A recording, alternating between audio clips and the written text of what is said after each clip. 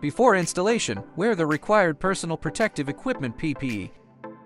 Use the M4x10 SEMS screws to mount the shield plate on the VFD. Loosen the screws on the terminals marked L1, L2, L3, and U, V, W in sequence.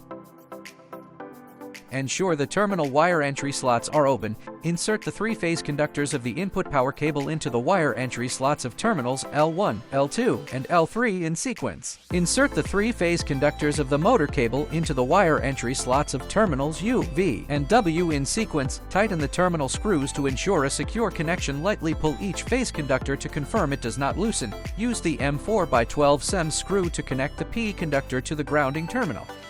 Insert the clamping plate into the opening of the shield plate and secure it with the retaining clip at the appropriate hole position. Bend the clamping plate to firmly secure the cable shield. Pass the M4x12 SEMS screw through the slotted hole in the clamping plate and fasten it to the shield plate. Fasten the control cable shield plate to the output power cable shield plate using screws. Flexible cable and pin-terminated cable installation. When installing the pin-terminated wires, insert the wires directly into the terminals. Flexible cable installation.